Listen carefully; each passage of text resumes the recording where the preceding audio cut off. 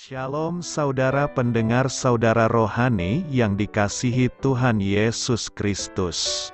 Selamat datang di Renungan Rohani malam hari ini. Selamat malam, saya berdoa agar saudara sehat selalu. Semoga Roh Kudus hadir di tengah kita saat ini. Sebelum kita mulai renungan malam ini, marilah kita bersama-sama berdoa. Bapa kami yang di surga, Bapa di dalam nama Tuhan Yesus Kristus, kami sungguh mengucap syukur, ya Tuhan, oleh karena Engkau sangat baik buat kami. Engkau ada bersama kami dan menopang hidup kami di siang hari dan di malam hari. Engkau ada bersama-sama dan menyertai kami. Tuhan, kami memuji dan bersyukur kepadamu pada malam hari ini, kami masih bisa berkumpul di rumah kami yang kecil ini. Tuhan, saat ini kami hendak mendengarkan firman-Mu. Berilah pengetahuan dan bimbinglah hamba-Mu ini agar apa yang Engkau firmankan dapat bekerja sesuai kehendak-Mu. Buat kami jemaat-Mu, bukalah hati dan pikiran kami untuk mendengar dan menerima firman-Mu. Kiranya firman-Mu ini dapat menjadi berkat bagi kami. Berbicaralah Tuhan, kami sudah siap menerima firman-Mu. Di dalam nama Tuhan Yesus Kristus kami berdoa dan mengucap syukur. Amin. Sahabat saudara rohani, pembacaan ayat emas Alkitab renungan kita malam hari ini. Nats pilihan kita adalah, sebab itu aku menasihatkan kamu, supaya kamu sungguh-sungguh mengasihi Dia. Tertulis dalam kitab 2 Korintus 2 ayat 8, kata kunci renungan pada malam ini adalah, bunyikan lonceng. Dan bacaan kita pada malam ini terambil dari kitab 2 Yohanes 1 ayat 1 sampai dengan ayat 7. Dari penatua kepada ibu yang terpilih dan anak-anaknya yang benar-benar aku kasihi.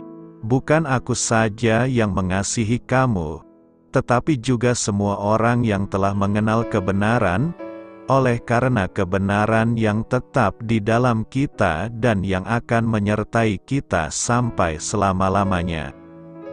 Kasih karunia, rahmat dan damai sejahtera dari Allah Bapa, dan dari Yesus Kristus, Anak Bapa, akan menyertai kita dalam kebenaran dan kasih. Aku sangat bersukacita, bahwa aku mendapati, bahwa separuh dari anak-anakmu hidup dalam kebenaran sesuai dengan perintah yang telah kita terima dari Bapa. Dan sekarang aku minta kepadamu, Ibu, bukan seolah-olah aku menuliskan perintah baru bagimu, tetapi menurut perintah yang sudah ada pada kita dari mulanya supaya kita saling mengasihi. Dan inilah kasih itu, yaitu bahwa kita harus hidup menurut perintah-Nya. Dan inilah perintah itu, yaitu bahwa kamu harus hidup di dalam kasih, sebagaimana telah kamu dengar dari mulanya. Sebab banyak penyesat telah muncul dan pergi ke seluruh dunia, yang tidak mengaku bahwa Yesus Kristus telah datang sebagai manusia. Itu adalah si penyesat dan antikristus. Ayat renungan kita hari ini terambil dari kitab 2 Yohanes 1 ayat 1 sampai dengan ayat 7. Topik dari ayat emas renungan kita adalah, semangat hidup manusia dilingkari oleh pengharapan yang terekspresi lewat kata-kata yang membangun. Mari kita mulai renungan malam kita. Untuk memulai hal baik, serahkanlah segala sesuatu hanya kepada Tuhan. Mari kita mulai segmen kisah inspiratif. Alkisah, ada seorang raja yang mempunyai sebuah lonceng perak yang ia pasang di sebuah menara yang tinggi di istananya.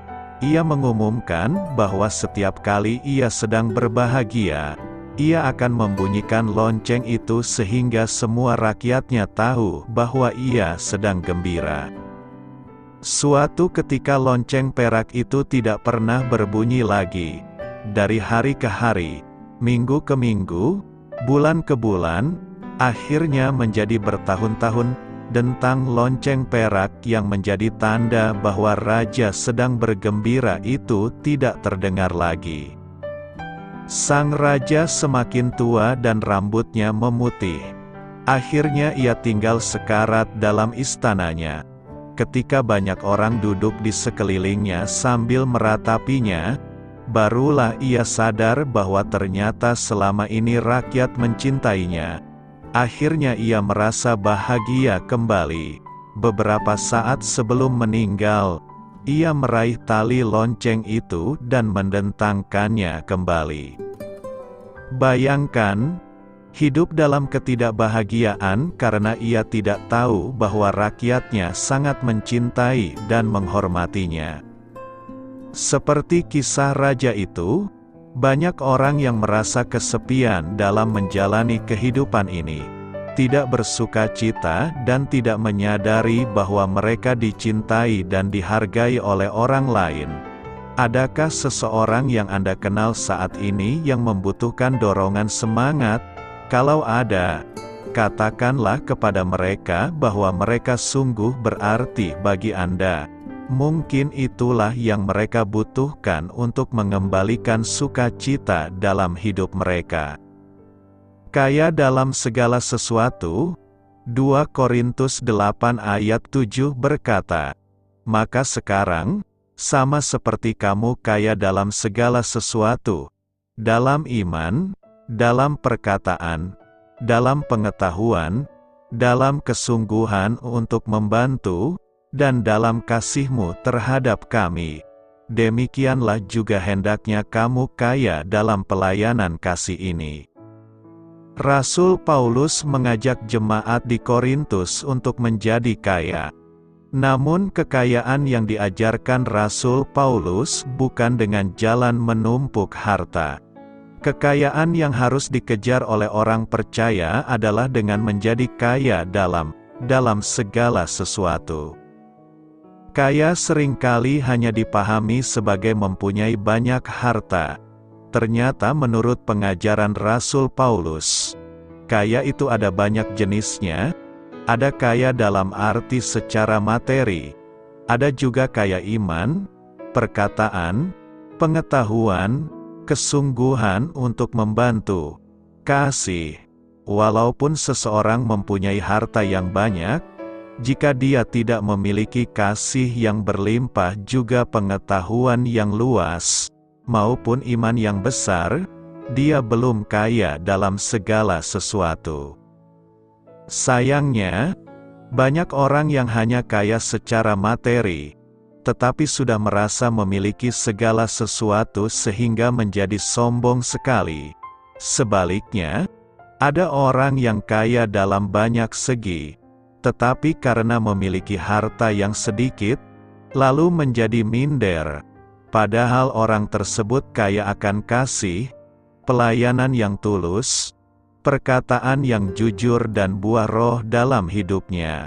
Orang yang demikian harus kita beri semangat, agar tidak berkecil hati.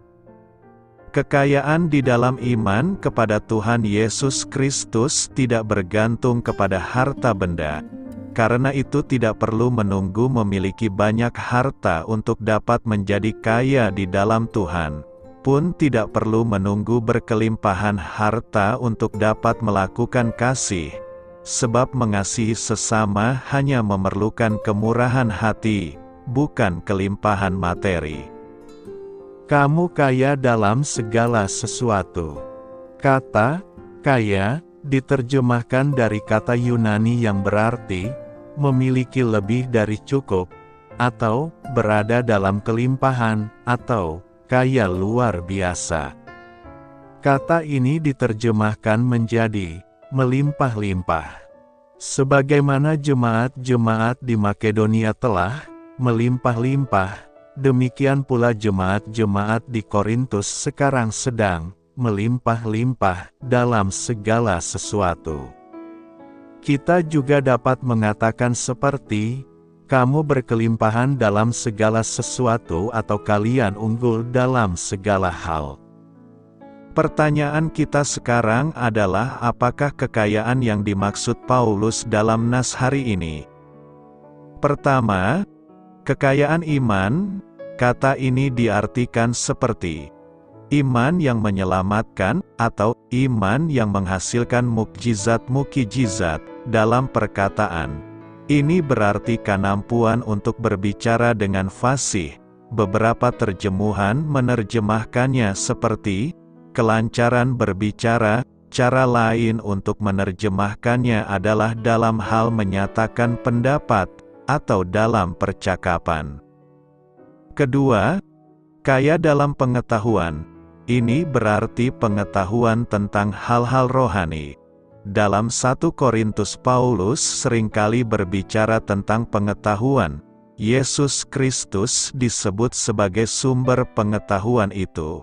Namun pengetahuan itu tidak kekal dan bila tanpa kasih, pengetahuan itu tidak berguna dan dapat menyebabkan kesombongan dan kehancuran orang lain.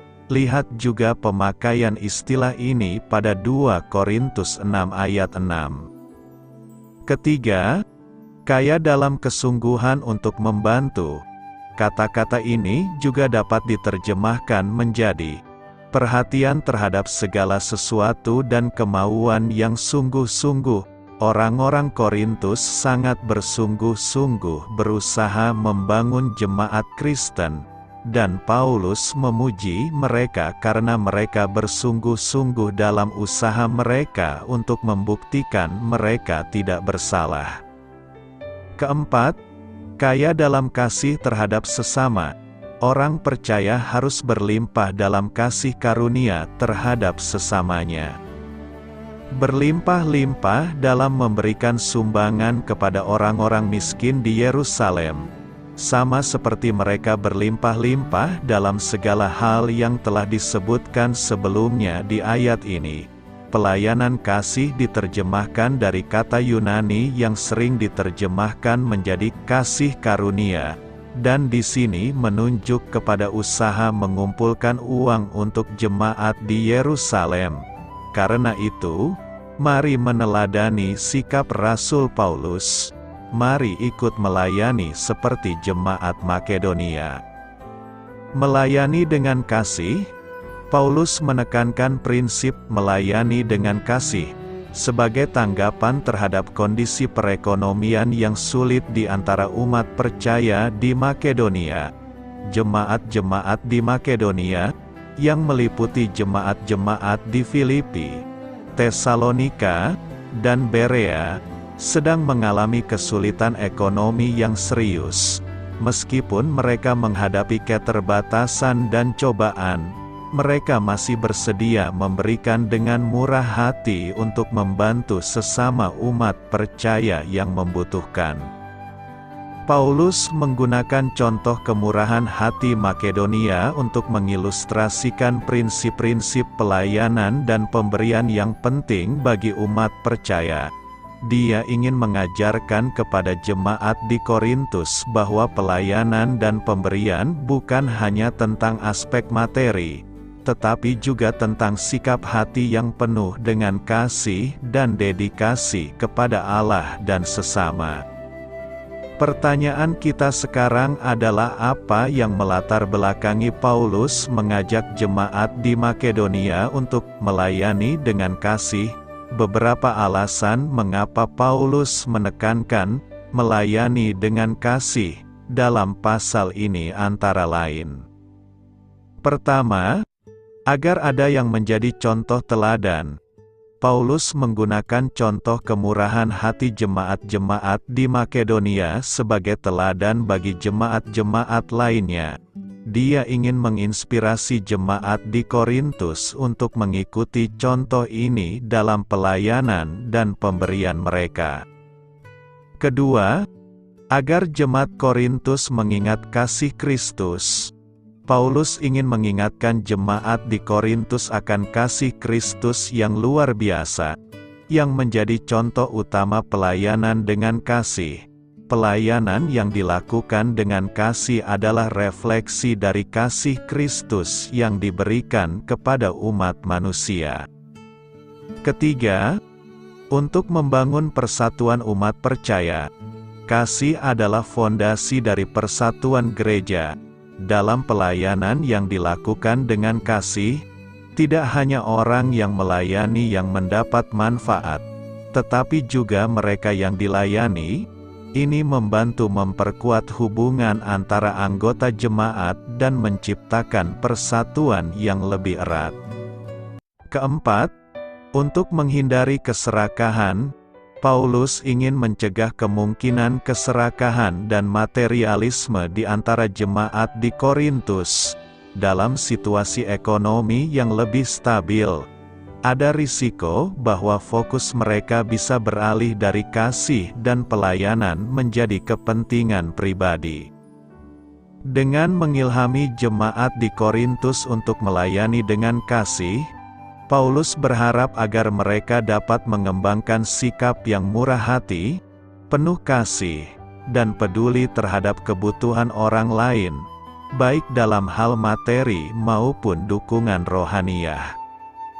Pertanyaan selanjutnya adalah, apakah upaya yang dilakukan jemaat Makedonia untuk mewujudkan melayani dengan kasih? Dalam kitab 2 Korintus 8 ayat 1-7, Paulus menjelaskan beberapa upaya konkret yang dilakukan oleh jemaat-jemaat di Makedonia agar mereka mampu melayani dengan kasih. Mari kita telaah bagaimana mereka mengimplementasikan prinsip ini. Pertama, jemaat Makedonia melakukan kemurahan hati di tengah keterbatasan. Paulus mencatat bahwa jemaat-jemaat di Makedonia telah mengalami kemurahan hati yang besar dalam situasi kesulitan ekonomi yang berat. Meskipun mereka sedang dalam percobaan yang sangat hebat dan dalam kemiskinan yang mendalam, mereka tetap berkomitmen untuk memberikan dengan murah hati. Ini menunjukkan bahwa mereka tidak terhalang oleh situasi pribadi mereka, melainkan memiliki fokus pada pelayanan dan kasih kepada sesama. Kedua, jemaat Makedonia memberikan melebihi kemampuan mereka. Jemaat Makedonia, meskipun mengalami keterbatasan ekonomi, memberikan lebih dari yang mereka sanggup. Mereka tidak hanya memberi apa yang mereka mampu, tetapi bahkan melebihi batas kemampuan mereka. Hal ini menunjukkan tingkat dedikasi dan ketulusan mereka dalam melayani dengan kasih, karena mereka tidak ragu untuk mengorbankan apa yang sebenarnya mereka butuhkan demi kepentingan orang lain. Ketiga, jemaat Makedonia memberi dengan sukarela. Paulus mencatat bahwa pemberian jemaat-jemaat di Makedonia adalah dengan sukarela. Mereka tidak dipaksa atau ditekan untuk memberi, tetapi mereka melakukannya karena mereka ingin melakukannya. Ini menunjukkan bahwa pelayanan dengan kasih tidak bisa dipaksakan, tetapi harus berasal dari hati yang tulus dan sukarela. Keempat, jemaat Makedonia bermohonan keras kepada Paulus. Meskipun jemaat-jemaat di Makedonia sudah melibatkan diri dalam pelayanan yang murah hati, Paulus masih memberikan dorongan lebih lanjut. Jemaat Makedonia meminta Paulus agar mengirimkan Titus kepada jemaat Korintus untuk melayani jemaat di sana. Akhirnya Paulus mengirimkan Titus ke Korintus untuk membantu dalam pengumpulan dana bagi umat percaya di Yerusalem. Ini adalah permohonan keras dari Paulus kepada jemaat di Korintus untuk ikut berpartisipasi dalam pelayanan dengan kasih, mengikuti contoh jemaat-jemaat di Makedonia. Dengan menggambarkan sikap dan tindakan jemaat-jemaat di Makedonia, Paulus ingin menginspirasi jemaat di Korintus untuk mengadopsi prinsip melayani dengan kasih dalam kehidupan mereka. Ini melibatkan memberi dengan murah hati, melebihi keterbatasan, sukarela, dan tanpa paksaan. Paulus juga menunjukkan pentingnya kemauan dan komitmen dalam melayani, serta bahwa pelayanan yang benar-benar bermakna adalah yang diberikan dengan kasih tanpa pamrih. Renungkan, apa yang hendak kita renungkan dalam minggu ke-13 setelah Trinitatis ini? Pemikiran Paulus yang menekankan melayani dengan kasih dalam kitab 2 Korintus 8 ayat 1-7 memiliki beberapa pelajaran penting yang dapat direfleksikan dalam kehidupan kita sebagai umat percaya. Berikut adalah beberapa hal yang dapat kita refleksikan. Pertama, kita harus mampu melakukan kemurahan hati di tengah keterbatasan. Dari contoh jemaat-jemaat di Makedonia, kita belajar bahwa pelayanan dengan kasih tidak tergantung pada kondisi ekonomi atau situasi pribadi. Meskipun mereka mengalami keterbatasan, mereka tetap berkomitmen untuk memberi. Kita perlu merenungkan apakah kita terkadang menunda-nunda pelayanan atau memberi karena merasa belum memiliki cukup. Pemikiran ini mengajarkan bahwa kita dapat memberi dan melayani dengan kasih dalam segala situasi. Kedua, kita harus memiliki ketulusan dalam pelayanan. Paulus menekankan bahwa pelayanan dengan kasih haruslah dilakukan secara sukarela dan tulus. Pelayanan yang tulus muncul dari hati yang ingin berbuat baik dan memberkati orang lain, bukan karena tekanan atau pengharapan imbalan. Dalam refleksi, kita bisa mengevaluasi motivasi di balik pelayanan kita dan apakah kita sungguh-sungguh melakukan hal itu dengan hati yang ikhlas. Ketiga, kita harus mampu memberi yang lebih dari kemampuan kita sendiri. Contoh pemberian jemaat-jemaat di Makedonia mengajarkan kita tentang keberanian memberi melebihi batas kemampuan kita. Ini tidak hanya berlaku untuk aspek finansial, tetapi juga untuk pemberian waktu, perhatian, dan bakat. Kita bisa merenungkan apakah kita bersedia keluar dari zona nyaman kita untuk memberi dan melayani dengan lebih banyak daripada yang diharapkan. Keempat, keterlibatan kita dalam pelayanan tidak ada unsur paksaan. Paulus menggarisbawahi bahwa pelayanan dengan kasih haruslah sukarela, tidak dipaksa. Kita bisa merenungkan apakah kita terkadang merasa terpaksa atau beban ketika melayani, dan bagaimana kita bisa mengembangkan sikap sukarela dalam pelayanan kita. Pemikiran Paulus dalam 2 Korintus 8 ayat 1-7 adalah panggilan untuk hidup dengan kasih dalam pelayanan kita, mengatasi keterbatasan, dan memprioritaskan kebutuhan dan kebahagiaan orang lain. Karena itu, refleksi atas prinsip ini dapat membantu kita tumbuh dalam iman dan menghidupkan kasih Kristus dalam tindakan nyata. Apa artinya Allah sanggup melimpahkan segala kasih karunia? Dalam 2 Korintus 8 ayat 1-2 Korintus 9 ayat 15, Rasul Paulus berbicara tentang kasih karunia Allah dalam konteks memberi dengan murah hati. Sebelumnya, jemaat di Korintus telah berjanji untuk membantu gereja yang dilanda kelaparan di Yerusalem namun masih belum mengirimkan persembahan mereka. Paulus kini menantang mereka untuk memberi dengan murah hati dan riang. Ia mengetahui bahwa ketika umat Kristiani memberi dengan hati yang besar dan tangan terbuka, Allah akan memberkati mereka dengan limpahnya. dan Allah mampu melimpahkan segala rahmat kepadamu, sehingga dengan kecukupan segala sesuatu pada segala waktu, kamu berkelimpahan dalam segala kebaikan, bekerja. Paulus mengambil pepatah pertanian untuk mengilustrasikan maksudnya, orang yang menabur sedikit, akan menuai sedikit juga, dan orang yang menabur banyak, akan menuai banyak juga. Orang yang murah hati akan makmur, barang siapa menyegarkan orang lain, ia akan disegarkan, tegas Salomo, sesuai dengan gaya sabda bahagia.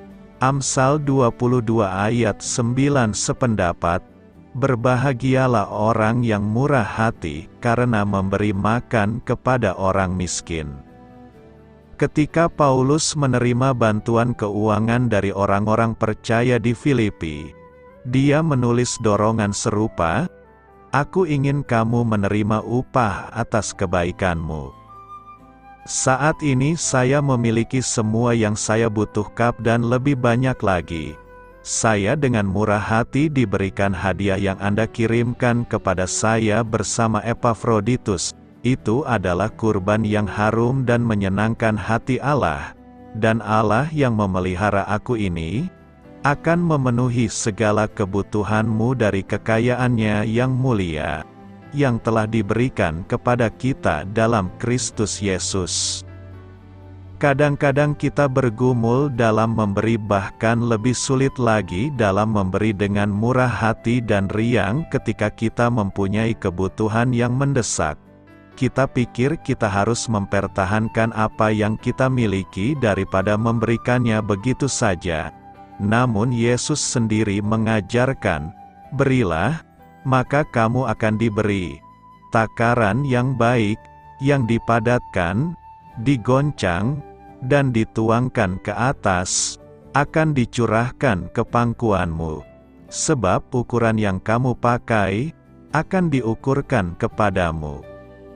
Dewa panen menyediakan karunia bagi petani dan keluarganya untuk hidup, ditambah persediaan benih untuk musim berikutnya dan bahkan tambahan untuk memberi makan mereka yang membutuhkan.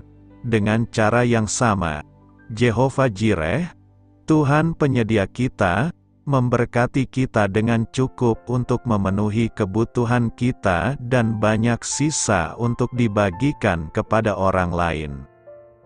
Konsep bahwa Allah mampu melimpahkan segala kasih karunia kepada kita tidak hanya terdapat dalam Perjanjian Baru dan Amsal. Pada zaman Nabi Maleaki, orang-orang telah berpaling dari Tuhan, merampas persepuluhan dan persembahan yang menjadi haknya. Melalui Maleaki, Tuhan menantang umatnya untuk menguji dia, "Bawalah semua persepuluhan ke dalam gudang agar ada cukup makanan di bait suciku. Jika ya, kata Tuhan bala tentara surga, aku akan membukakan jendela surga bagimu. Aku akan mencurahkan berkat yang begitu besar hingga kamu tidak punya cukup ruang untuk menerimanya. Cobalah, ujilah aku." Setiap orang Kristen adalah penerima anugerah Allah yang berlimpah dan menakjubkan yang dinyatakan melalui Yesus Kristus dalam anugerah pengampunan dan penebusannya yang luar biasa melalui darah-Nya. Kemurahan hati-Nya dalam menunjukkan kasih karunia kepada orang-orang berdosa adalah teladan kita. Anugerah Tuhan yang dicurahkan kepada kita hendaknya ditiru dalam kemurahan hati kita terhadap orang lain. Dan karena kasih karunia Allah melimpah dalam jumlah yang tidak terhingga dan tidak terukur, maka kita yang menerimanya hendaknya memperlihatkannya kepada orang lain tanpa batas atau kikir. Tuhan ingin umat-Nya di setiap generasi menjadi pemberi yang murah hati. Dia ingin anak-anak-Nya percaya bahwa Allah sanggup melimpahkan segala kasih karunia, dan Dia dengan berlimpah menyediakan semua yang kita butuhkan. Mari kita coba meringkas kitab 2 Yohanes, penulis. Kitab 2 Yohanes tidak secara langsung menyebutkan nama penulisnya. Tradisi dari masa awal gereja menyatakan bahwa penulisnya adalah Rasul Yohanes. Ada berbagai dugaan selama bertahun-tahun bahwa murid Kristus lainnya bernama Yohanes mungkin bertanggung jawab atas surat ini. Namun, semua bukti menunjukkan bahwa penulisnya adalah Yohanes, murid terkasih yang juga menulis Injil Yohanes. Tanggal penulisan, Kitab 2 Yohanes kemungkinan besar ditulis pada waktu yang hampir bersamaan dengan surat-surat Yohanes lainnya, 1 dan 3 Yohanes, antara tahun 85 sampai 95 Masehi. Tujuan penulisan Kitab 2 Yohanes merupakan permohonan mendesak agar para pembaca surat Yohanes harus menunjukkan kasih mereka kepada Allah dan Putranya, Yesus, dengan menaati perintah untuk saling mengasihi dan menjalani hidup mereka dalam ketaatan terhadap kitab suci. Kitab 2 Yohanes juga merupakan peringatan keras untuk mewaspadai para penipu yang menyangkal inkarnasi, dengan mengatakan bahwa Kristus tidak benar-benar datang sebagai manusia. Ayat kunci, 2 Yohanes 6 berkata, "Dan inilah kasih, supaya kita hidup menurut perintah-perintahnya, seperti yang telah kamu dengar sejak semula. Perintahnya ialah supaya kamu hidup dalam kasih." 2 Yohanes 8-9 berkata, "Berjaga-jagalah, jangan sampai kamu kehilangan apa yang telah kamu usahakan, tetapi supaya kamu memperoleh pahala yang penuh. Siapapun yang berlari lebih dulu dan tidak meneruskan pengajaran Kristus, tidak mempunyai Allah. Siapapun yang meneruskan dalam pengajaran memiliki Bapa dan Putra." Ringkasan singkat, Kitab 2 Yohanes ditujukan kepada wanita terpilih dan anak-anaknya. Ini bisa berupa wanita yang memiliki kedudukan penting di gereja atau kode yang mengacu pada gereja lokal dan jemaatnya. Pada masa ketika orang-orang Kristen dianiaya, salam berkode seperti itu sering digunakan. Kitab 2 Yohanes sebagian besar berkaitan dengan peringatan mendesak mengenai para penyesat yang tidak mengajarkan doktrin Kristus yang sebenarnya dan yang mempertahankan bahwa Yesus tidak benar-benar datang sebagai manusia. Ajaran seperti ini menyangkal kemanusiaan Yesus. Yohanes sangat ingin agar orang percaya sejati menyadari guru-guru palsu ini dan tidak berhubungan dengan mereka. Yohanes menggambarkan kasih bukan sebagai emosi atau perasaan, namun sebagai ketaatan terhadap perintah-perintah Allah. Yesus menegaskan kembali pentingnya perintah-perintah, khususnya perintah yang pertama dan terutama, kasih kepada Allah, dan yang kedua, kasih terhadap satu sama lain, bukannya menghapuskan hukum Allah Perjanjian Lama. Yesus datang untuk menggenapinya dengan menyediakan cara untuk menggenapinya di dalam dirinya sendiri. Sangatlah penting bagi kita untuk memeriksa segala sesuatu yang kita lihat, dengar, dan baca yang mengaku Kristen dengan kitab suci. Hal ini tidak dapat terlalu ditekankan karena salah satu senjata terbesar setan adalah tipu daya. Sangat mudah bagi kita untuk terjerumus ke dalam doktrin baru dan menarik yang tampaknya didasarkan pada kitab suci. Namun jika dicermati dengan cermat, sebenarnya hal itu menyimpang dari firman Tuhan. Jika apa yang tampaknya terjadi tidak sejalan dengan kitab suci, maka hal ini salah dan bukan berasal dari Roh Kudus, dan kita tidak boleh melakukan apapun terhadap hal tersebut. Hidup menurut perintahnya, 2 Yohanes 1 ayat 6 berkata, "Inilah kasih itu, yaitu bahwa kita harus hidup menurut perintah-Nya. Inilah perintah itu, yaitu bahwa kamu harus hidup di dalam kasih, sebagaimana telah kamu dengar sejak mula. Kasih menurut penulis 2 Yohanes 1 ayat 6 adalah harus hidup menurut perintah Tuhan. Perintah ini didasarkan pada perintah Tuhan sejak semula. Surat 2 Yohanes ini ditujukan kepada ibu dan anak-anaknya, namun bukan dalam makna harafiah. Penggunaan panggilan tersebut bisa diartikan sebagai pemimpin gereja dan para pengikutnya. Rasul Yohanes, sebagai penulis surat Yohanes ini memuji bahwa sebagian jemaat telah hidup dalam kebenaran Allah. Nasihat selanjutnya adalah hidup dalam kasih yang didasarkan atas kebenaran yang mereka yakini.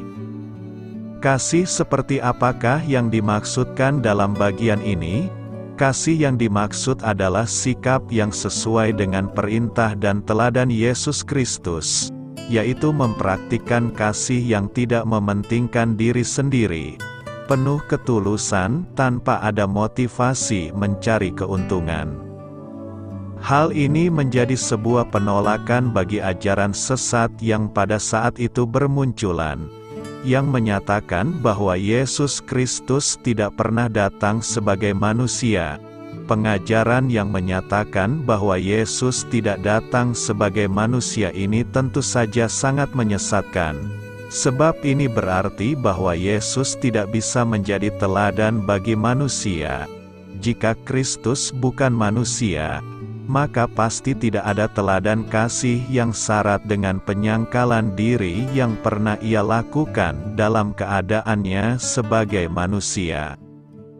Penulis kitab Yohanes mengingatkan dan mendorong jemaat terus hidup dalam pengajaran yang benar, yaitu didasarkan kepada kebenaran Allah. Kebenaran itu menyatakan bahwa Yesus adalah Allah yang menjadi manusia, yang mati untuk menebus dosa manusia serta memperdamaikan manusia dengan Allah, dan Ia kemudian bangkit kembali, dan Yesus bertahta bersama Bapa di sorga. Tindakan kasih yang penuh ketaatan yang Kristus telah ajarkan dan lakukan inilah sebagai landasan dan teladan hidup setiap orang yang percaya kepada Kristus. Dalam 2 Yohanes 1 ayat 6 menuliskan, kalimat, inilah kasih itu, yaitu bahwa kita harus hidup menurut perintah-Nya, menyiratkan bahwa kasih itu tidak hanya sekadar perasaan, tetapi juga sebuah tindakan yang konkret. Kasih yang sesungguhnya harus tercermin dalam perilaku hidup kita sehari-hari. Oleh karena itu, cara kita menunjukkan kasih kepada Tuhan adalah dengan mematuhi perintah-perintah-Nya dan hidup sesuai dengan kehendak-Nya.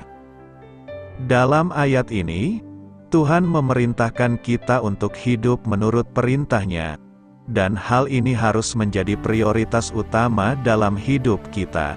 Kita tidak dapat mengklaim bahwa kita mengasihi Tuhan jika kita tidak mematuhi perintah-perintah-Nya.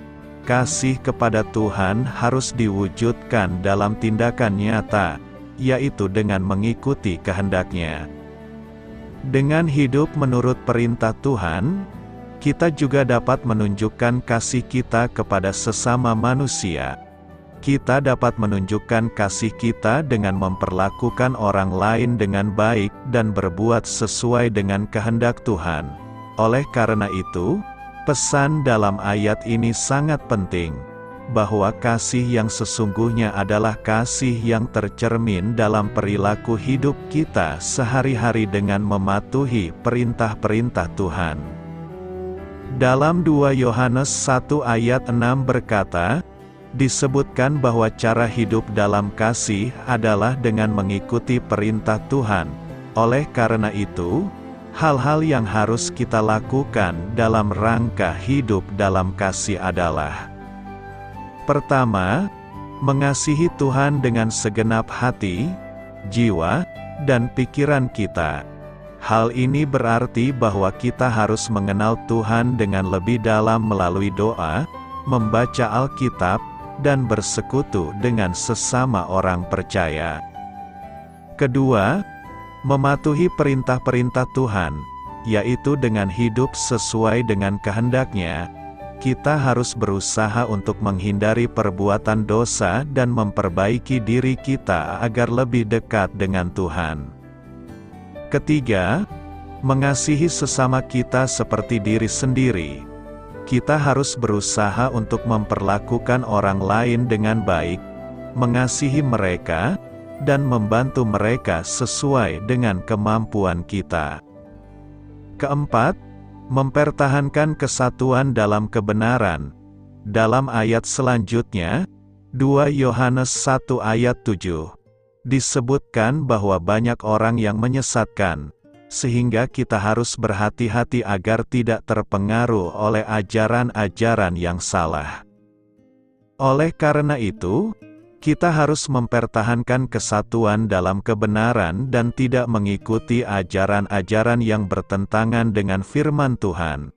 Karena itu, marilah kita memegang teguh kebenaran dalam iman kepada Kristus serta mempraktikkan kehidupan yang penuh kasih.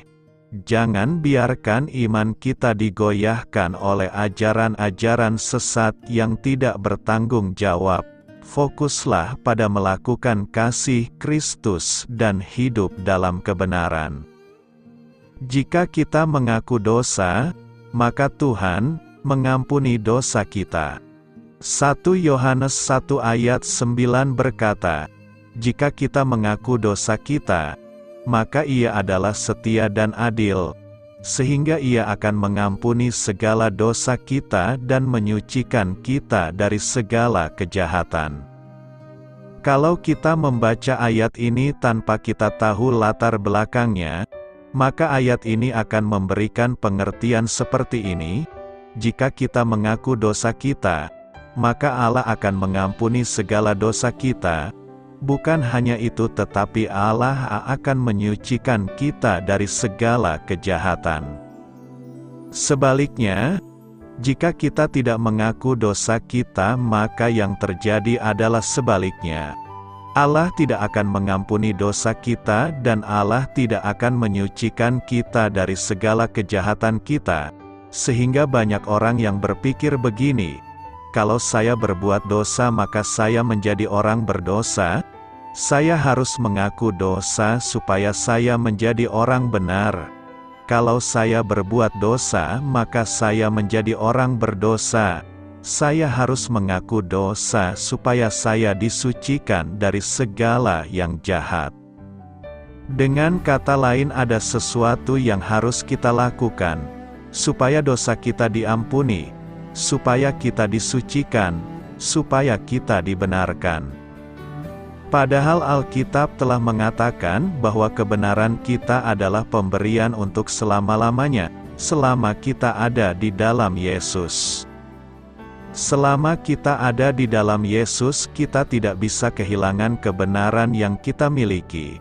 Jadi, saat Yohanes menulis ayat ini, sesungguhnya ayat ini ditujukan untuk mereka yang bukan orang percaya. Tetapi argumentasi yang terjadi adalah ayat ini untuk orang percaya. Kalau ayat ini untuk orang percaya, apa hasilnya? Akan banyak di antara kita yang hanya menyadari dosa kita.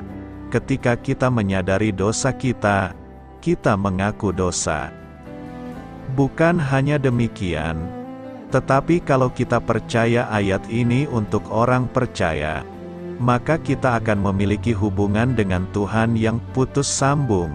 Ketika kita berbuat dosa, maka kita berpikir kita putus hubungan dengan Tuhan.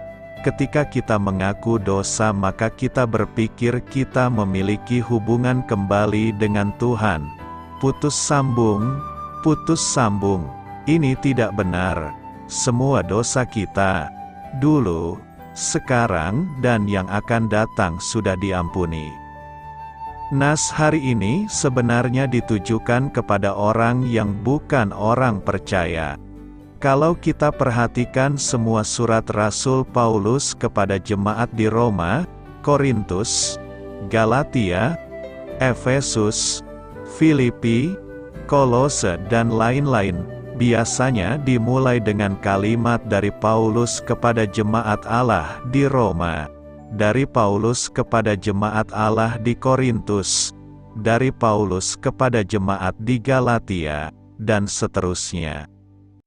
Ditujukan kepada jemaat, artinya ditujukan kepada orang percaya, kepada orang Kristen. Tetapi waktu Yohanes menulis suratnya, Yohanes tidak memulai dengan kalimat seperti yang ditulis Paulus. Tetapi Yohanes memulai suratnya seperti ini, 1 Yohanes 1 ayat 1. Apa yang telah ada sejak semula, yang telah kami dengar, yang telah kami lihat dengan mata kami, yang telah kami saksikan dan yang telah kami raba dengan tangan kami tentang firman hidup. Itulah yang kami tuliskan kepada kamu. Kalau kita pelajari latar belakang surat Yohanes, Yohanes menulis surat yang pertama ayat yang pertama ditujukan kepada satu kelompok orang yang saat itu dinamakan aliran Gnostik. Gnostik artinya pengetahuan, keselamatan melalui ilmu pengetahuan. Aliran Gnostik ini saat itu lahir di kalangan orang-orang Yahudi yang menyembah berhala. Mereka percaya kepada benda-benda, mereka percaya bahwa segala sesuatu yang bisa mereka sentuh, segala sesuatu yang bisa mereka rasakan adalah jahat. Jadi mereka sangat bermasalah, mereka bisa mengajarkan kita untuk membenci tubuh kita. Itu sebabnya karena Yesus datang ke dalam dunia sebagai manusia, mereka tidak setuju. Mereka mengatakan Yesus tidak datang ke dalam dunia ini menjadi manusia. Jadi ketika Yohanes menulis suratnya yang pertama ayat pertama, Yohanes menulis, apa yang kami dengar, apa yang kami lihat, apa yang kami saksikan dan apa yang telah kami raba tentang firman hidup, yaitu Yesus, itulah yang kami tuliskan kepada kamu. Dengan kata lain Yohanes menulis ayat ini untuk melawan orang-orang Gnostik. Yesus datang ke dalam dunia ini menjadi manusia. Kami melihat, kami saksinya, kami raba, kami berjabat tangan, dan lain-lain. Lebih jelas lagi di ayat yang ketiga, apa yang telah kami lihat dan yang telah kami dengar itu, kami beritakan kepada kamu juga, supaya kamu pun beroleh persekutuan dengan kami. Dan persekutuan kami adalah persekutuan dengan Bapa dan dengan Anaknya, Yesus Kristus. Jadi di sini sangat jelas sekali Yohanes menulis ayat ini kepada orang yang bukan orang percaya. Yohanes memberitakan tentang Yesus, supaya mereka diselamatkan dan supaya mereka beroleh persekutuan dengan Bapa dan Yesus. Pada pasal yang kedua, kalau kita perhatikan Yohanes baru menulis untuk orang percaya. Karena pasal 2 kalimatnya dimulai dengan, anak-anakku, anak-anakku menunjukkan orang percaya. Jadi sekali lagi Yohanes menulis 1 Yohanes 1 ayat 9 ditujukan kepada mereka yang bukan orang percaya. Banyak orang yang memberikan ilustrasi yang salah. Kalau anak berbuat sesuatu yang salah, maka bapak tidak mau berbicara sama anaknya, ini yang mereka ajarkan. Sampai anaknya meminta maaf kepada bapaknya, baru bapaknya mau berbicara lagi dengan anaknya. Mereka mengajarkan bahwa ini gambaran yang terjadi ketika kita berbuat dosa. Ketika kita berbuat dosa, maka Allah tidak bisa bersekutu dengan kita, sampai kita mengaku dosa kita, seperti seorang bapak dengan seorang anak. Kalau anak salah, bapak tidak mau ngomong, maka ini adalah bapak yang jahat. Kalau anak kita berbuat salah, inilah saatnya kita berbicara dengan dia. Inilah saatnya kita duduk dan berbicara kepada anak kita, menasehati dan mengajar apa yang benar dan harus dilakukannya. Jika kalau kita berpikir bahwa setiap kali kita berbuat salah, Tuhan tidak mau bersekutu dengan kita, sampai saatnya kita meminta maaf baru Tuhan mau bersekutu lagi dengan kita, maka ini adalah gambaran yang salah tentang Bapa di sorga. Dan banyak orang yang berpikir kalau orang sering menyadari dan mengakui dosa, maka hidupnya semakin kudus. Salah. Semakin mereka menyadari dosa, maka mereka semakin berbuat dosa. Semakin mereka berbuat dosa, mereka semakin menyadari mereka orang berdosa. Semakin mereka menyadari mereka orang berdosa, mereka semakin berbuat dosa. Sebenarnya semakin kita menyadari berdosa, maka berhentilah agar anugerah keselamatan yang kita peroleh terpelihara dengan baik. Kita diselamatkan karena anugerah Tuhan, bukan karena usaha kita meminta pengampunan dosa kepada Tuhan. Namun sebagai orang yang telah dianugerahi keselamatan, kita pun harus menyadari diri agar tidak melakukan dosa lagi. Karena itu, pengakuan dosa kita bukanlah agar kita beroleh keselamatan, melainkan sebagai buah keselamatan yang kita peroleh, maka kita mengakui dosa kita di hadapan Tuhan. Beritakanlah Injil kepada segala makhluk, hormatilah semua orang. Selamat beristirahat malam dalam kasih setia Tuhan. Doa saya menyertai saudara sekalian, mari bertumbuh dalam iman bersama saudara rohani. Saya memberkati Anda agar sewaktu Anda mencarinya dari Dia, Bapa Surgawi Anda akan memberikan bagi Anda roti harian Anda. Dalam nama Yesus Kristus, Tuhan yang berkuasa atas alam semesta dan menuntun kita kepada iman yang menyelamatkan, Tuhan Yesus menyertai senantiasa. Terima kasih sudah berkenan mendengarkan renungan malam saudara rohani. Tuhan memberkati. Amin.